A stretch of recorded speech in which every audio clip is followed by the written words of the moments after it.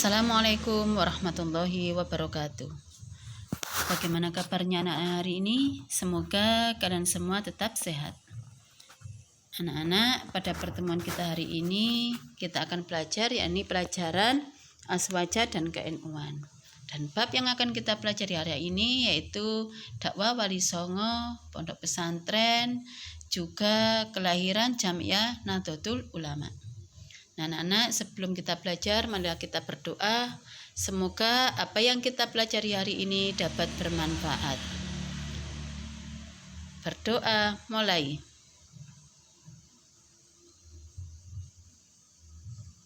Berdoa selesai.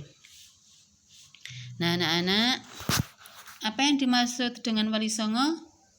Wali Songo adalah 9 wali yang menyebarkan agama Islam di Indonesia, khususnya di tanah Jawa.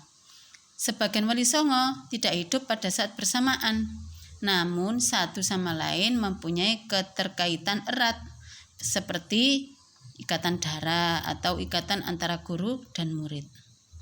Nah, anak-anak, 9 wali yang ditunjukkan Bu Eni ini itu gambar para Wali Songo.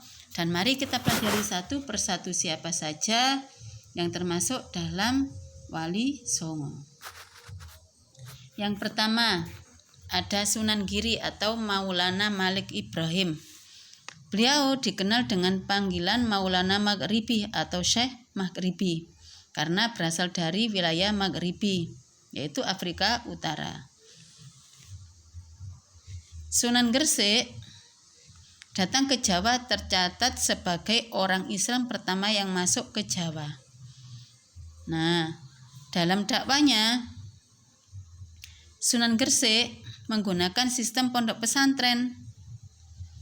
Karena dengan sistem ini berbagai macam bentuk perkembangannya dan juga akan memperoleh keberhasilan dalam mendidik dan mempersiapkan para santrinya menjadi kader penerus perjuangannya.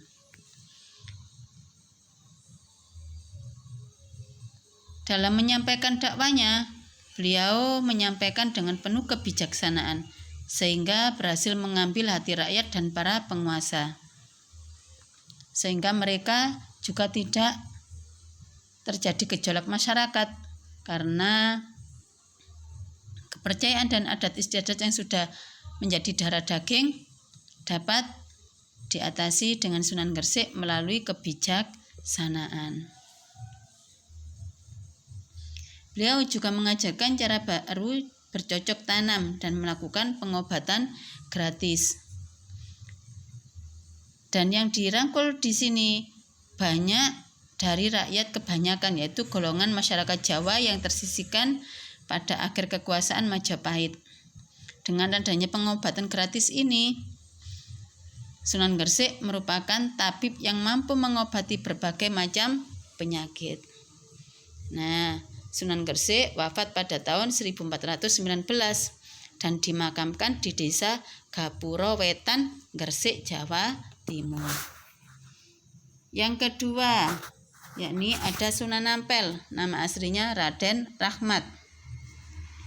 Beliau lahir tahun 1401 Masehi dan wafat tahun 1479.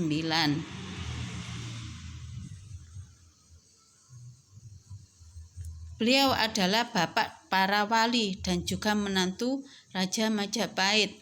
Kenapa dinamakan bapak para wali? Karena beliau adalah paling sepuh, paling tua di antara para sunan atau para wali songo. Jasanya adalah turut membantu mendirikan Masjid Agung Demak, yaitu pada tahun 1477 Masehi. Beliau juga yang menciptakan huruf pegon. Huruf pegon itu huruf, kalau di pondok pesantren biasanya itu pego. Kalau menamakan mereka itu pego, yaitu tulisan Arab yang berbunyi bahasa Jawa dalam maknani kitab. Nah, itu pakai bahasa tulisan pegon. Nah, ajaran beliau yang paling dikenal adalah Moh Limo. Apa itu? Moh main, moh ngombe, moh maling, moh madat, lan moh madon. Moh main artinya tidak mau berjudi. Moh ngombe artinya tidak mau mabuk-mabukan. Moh maling artinya tidak mau mencuri. Moh madat artinya tidak mau menghisap ganja atau yang sejenisnya yang terlarang. Dan moh madon artinya tidak mau berzina. Nah, anak-anak, moh limo itu tadi semuanya adalah yang dilarang oleh Allah. Sekarang Wali Songo yang ketiga, yakni Sunan Bonang atau nama aslinya Maulana Maktum Ibrahim. Beliau juga putra Sunan Ampel. Di dalam dakwanya, beliau menggunakan seni dan budaya dengan cara mengubah syair lagu gending dengan tema ajaran tauhid, ibadah, akhlak, kisah-kisah Nabi, dan mengarang dongeng rakyat yang berisi pendidikan budi pekerti. Dengan cara demikian berangsur-angsur terkikis bermacam jenis kepercayaan dan adat istiadat yang lama yang tidak sesuai dengan tuntutan Islam. Jadi kelama-kelamaan yang tidak sesuai dengan tuntutan Islam akan hilang. Sunan Bonang juga terkenal ahli memainkan alat musik yang disebut bonang, yaitu sejenis gamelan. Beliau juga ahli menciptakan karya sastra yang disebut karya sastra yang penuh keindahan dan makna yang disebut dengan suluk. Suluk berasal dari bahasa Arab salakat tarika, maksudnya adalah jalan menuju kebenaran. Nah, karya sastra ini sekarang itu disimpan di perpustakaan Universitas Leiden, Belanda. Nah, anak-anak, Wali Songo yang keempat adalah Sunan Derajat atau nama aslinya Raden Kosim. Beliau juga termasuk putra Sunan Ampel.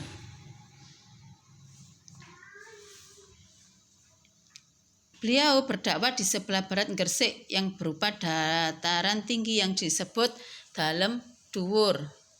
Dalam dakwahnya, beliau mengajarkan tentang hidup sederhana dan tidak berlebih-lebihan. Nasihat yang beliau terkenal yakni yang pertama adalah meneono teken marang wong tuwa, maksudnya adalah berilah petunjuk kepada orang bodoh. Yang kedua, meneono mangan marang wong luwe, artinya apa? Berilah makan kepada orang lapar. Yang ketiga, meneono busono marang wong wudo, artinya berilah pakaian kepada orang telanjang. Yang keempat, meneono ngiyup marang wong kodanan, maksudnya adalah berilah tempat berteduh kepada orang yang kehujanan. Nah, anak-anak, itu tadi tentang nasihat Sunan Derajat dalam mengembangkan agama Islam. Yang kelima, ada Sunan Kudus, nama aslinya Ja'far Shodiq.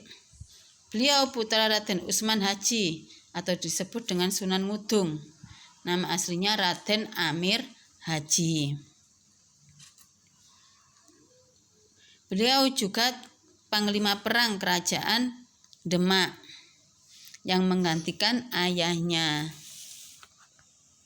Dakwanya menitik beratkan pada pelaksanaan hukum Islam di kalangan penduduk dan pentingnya meletakkan fungsi sosial dalam harta kekayaan seseorang. Nah, buktinya beliau juga seorang pengusaha kaya, sehingga Masjid Menara Kudus adalah sebagai bukti nyata dari sikap dan tindakannya terhadap harta miliknya. Beliau wafat dan dimakamkan di sebelah barat Masjid Jami Kudus. Nah, yang keenam ada Sunan Giri. Nama aslinya adalah Raden Ainul Yakin atau disebut dengan Raden Paku.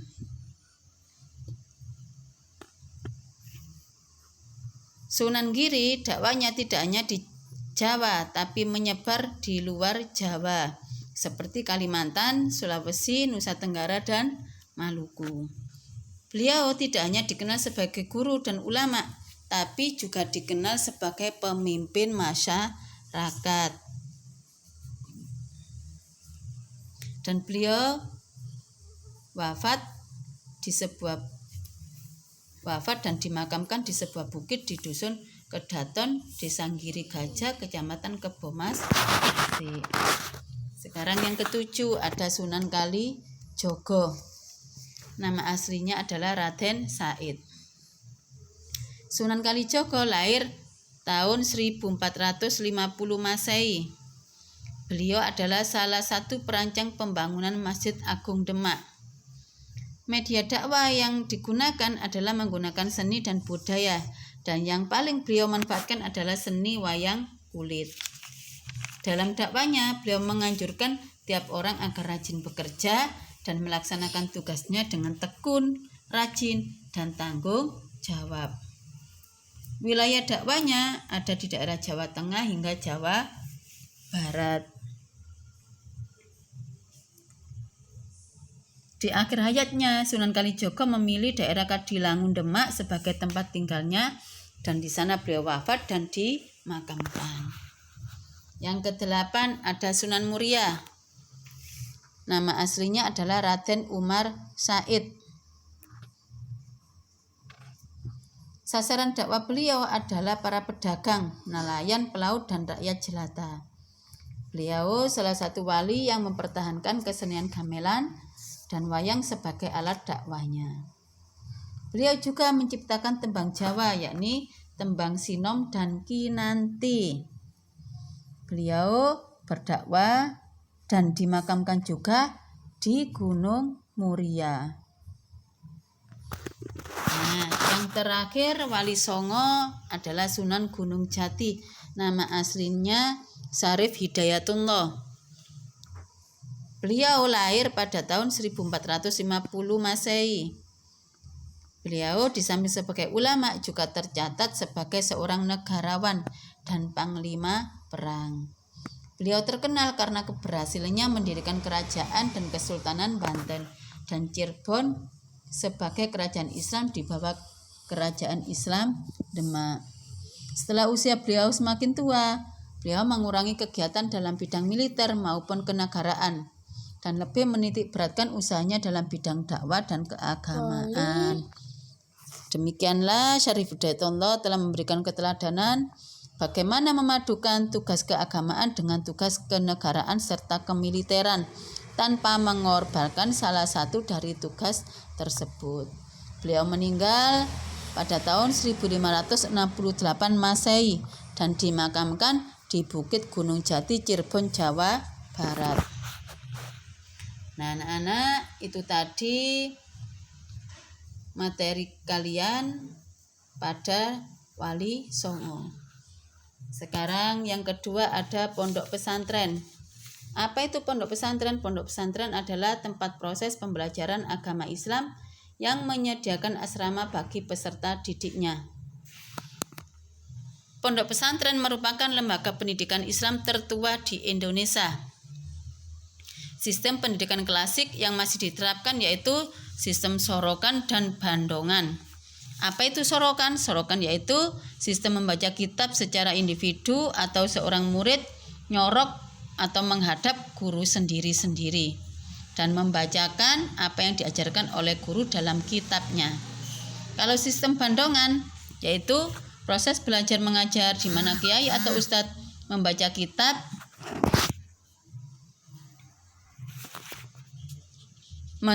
menerjemah dan menerangkan. Sedangkan santri atau muridnya mendengarkan, menyimak, dan mencatat apa yang disampaikan oleh kiai.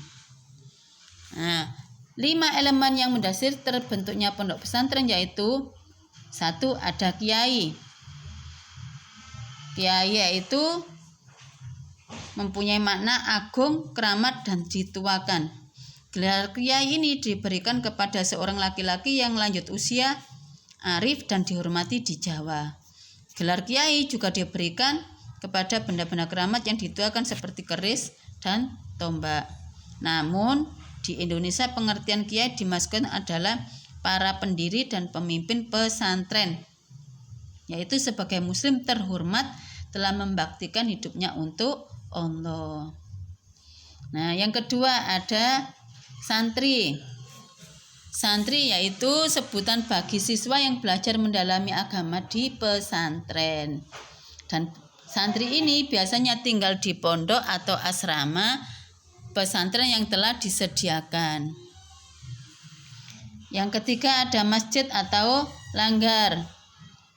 Masjid merupakan bagian yang tak dapat dipisahkan dengan pesantren karena di situ sebagai tempat ibadah seperti sholat dan sebagai tempat mendidik para santrinya. Yang keempat ada pondok, yaitu sebuah asrama pendidikan Islam tradisional di mana para siswa atau santri tinggal di bawah bimbingan kiai. Nah, panca jiwa pesantren ada 5, yaitu ada jiwa keikhlasan, jiwa kesederhanaan, jiwa persaudaraan, jiwa kemandirian, dan jiwa kemerdekaan. Semuanya itu ada di dalam pondok pesantren. Nah, anak-anak, yang terakhir kita akan belajar tentang kelahiran Jamiah Nahdlatul Ulama.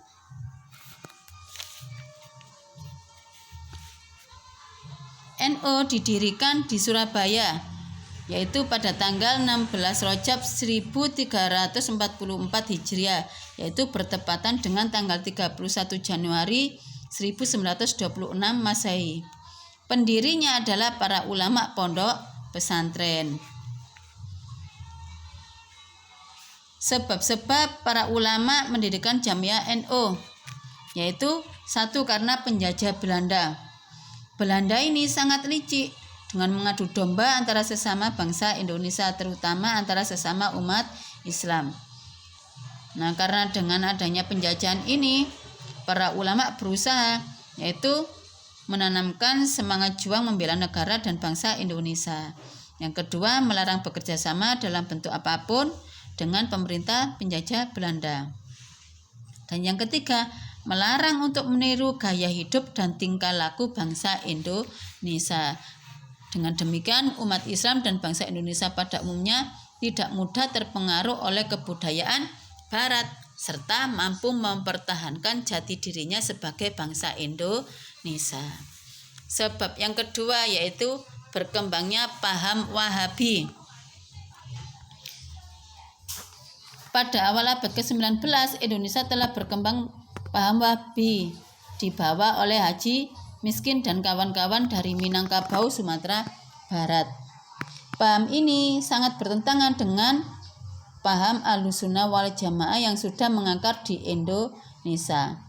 Nah, pada tahun 1924 Masehi, Syarif Hussein, yaitu Raja Hijaz yang berpaham Sunni, ditaklukkan oleh Abdul Aziz bin Saud yang beraliran Wahabi.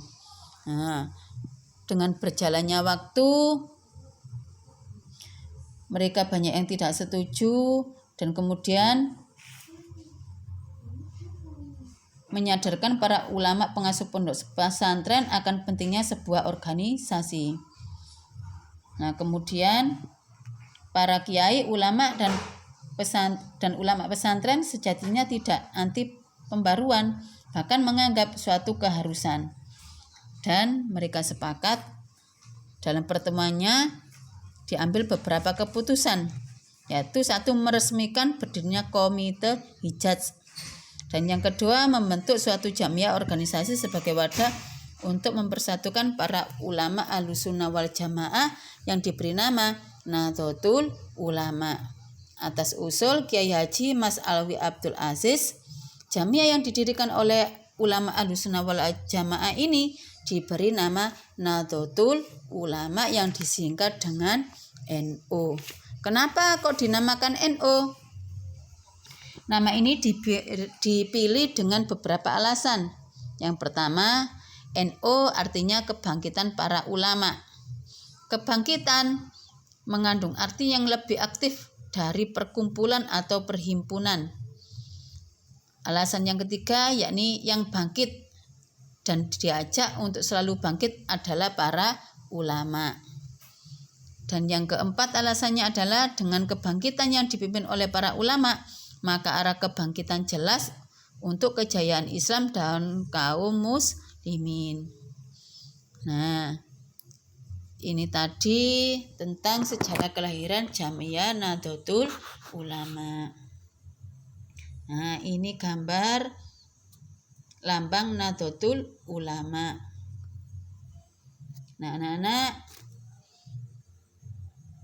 apa yang kalian pelajari hari ini semoga bermanfaat, dan jangan lupa berterima kasih kepada kedua orang tua karena kalian sudah didampingi orang tua. Nah, anak-anak,